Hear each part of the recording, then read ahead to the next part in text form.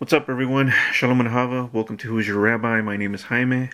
And first and foremost, for the sake of unity, I want to wish everybody a Happy New Year. Hope everybody had happy holidays. And wanted to give you a little update on what we're planning to do. And then also do a little small lesson, a little nugget of the Bible, as I like to call them. But first, just wanted to say that 2020 was a tough year for pretty much for everybody. So hopefully this year, better things come. But the nugget that I had for you was basically based on Luke 2 verses, primarily verse 21, but it's 21 through 23. Then you can kind of break down the chapter from 24 to 40, and then from 41 to 52. Those are kind of the segments of stories that are blocked into that chapter. But the nativity story is related by Matthew and Luke. John does not give you an actual nativity story. He does give you an origin story, but it's a little bit different than the synoptics. And Mark does not actually speak of the birth of Christ. So if you listen to my last lesson on the Hanukkah Christmas situation, then you'll kind of get an idea, a background of what the calculations and the background to go with this. And I was actually listening to the late great Chuck Missler and a series he did on the nativity story, and so I got a little insight from him. His point of view is that the birth might have happened around 2 BC, and he gives his explanation for it. And some of the sources that we use we kind of coincide with Josephus and Philo and some of the Jewish sources out there, the Talmud and everything that kind of correlates with the scriptures. But his reasoning for the year 2 has some good backing to it. I lean more towards the 5-4 BC birth period, just because from my perspective, the 30 AD crucifixion fits a little bit more in line with other things. But I mean, these are all speculations.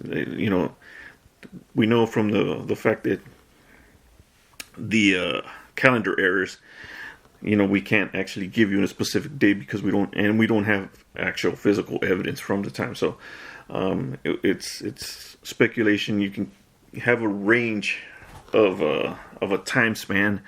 That's why earlier I said, when I said Happy New Year, is for the sake of unity, is because I don't necessarily agree with the Gregorian calendar, but this is the civil calendar.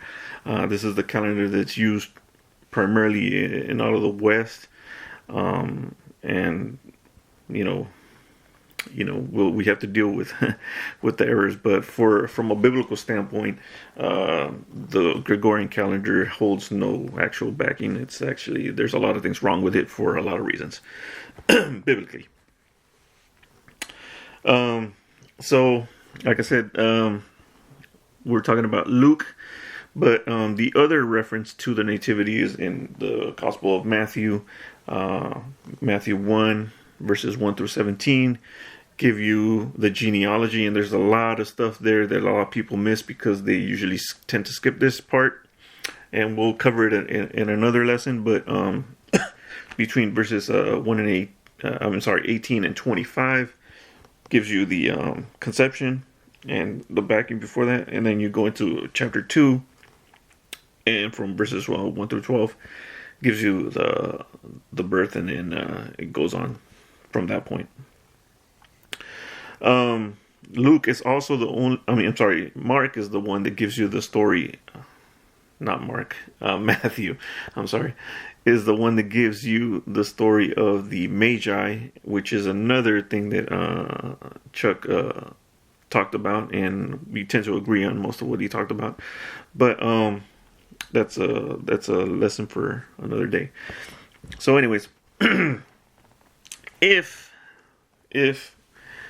we kind of consolidate or correlate or try to adjust the biblical calendar with history and the Julian and Gregorian calendars to the biblical account, and like I said, if you listen to my teaching on Hanukkah and Christmas, you'll kind of get an idea of what I'm talking about.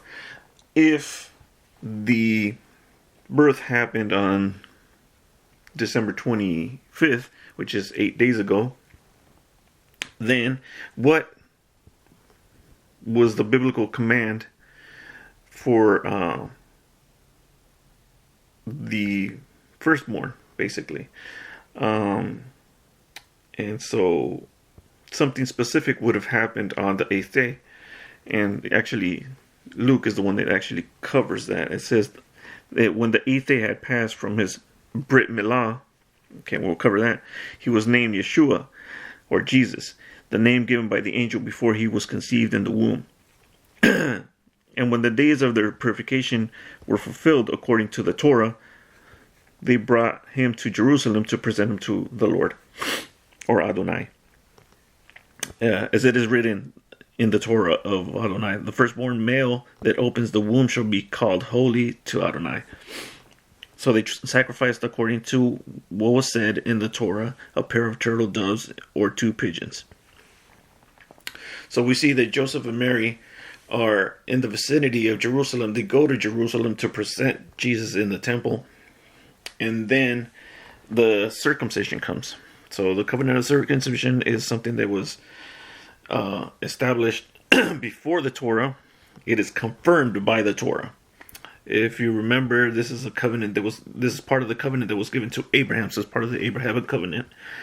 And it would have happened on the 8th day of the birth. And there's all kinds of interesting things that have been found scientifically on the medical field and all that stuff, as to why the 8th day is the best day to do it scientifically. But this is a purely religious standpoint or a biblical standpoint. It was commanded on the 8th day. And so we see that Joseph and Mary take Jesus to, fulfill the command. And they have to do the sacrifice that goes along with it. And then the story continues. But basically, from a calendar standpoint, December 25th being the birth point or the starting point, you count 8 days from that point. That would leave you to January 1st. And so that's what really gets commemorated, or should be commemorated, on this date, or the significance of this date. Otherwise, it's just an ordinary day. It doesn't really mean anything. It's just the first of a calendar month. So that's the lesson. I hope you enjoyed it, and I have something coming up soon. But let's just try to stay focused. Let's try to start the year off fresh and revitalize our minds. I know everybody's, these days are crazy, and it gets hectic to begin with in a so-called ordinary or regular year. So during these times where we're going on undergoing some critical situations with the whole COVID situation and all that goes along with it, then it makes it a little bit tougher. So just hold on, keep going. Even somebody like myself, I'm not gonna tell you, I'm all good, but because there's been struggles, but let's just keep focused. Let's keep pushing forward, and let's look at the bigger goal, the bigger picture, and just enjoy the time. And hopefully you have a good rest of the week. You should be hearing from me shortly, but until next time, Psalm 122 verse 6 says, Shalom, Shalom, Jerusalem. Pray for the peace of Jerusalem. So Shalom and Hava. Until next time. Bye.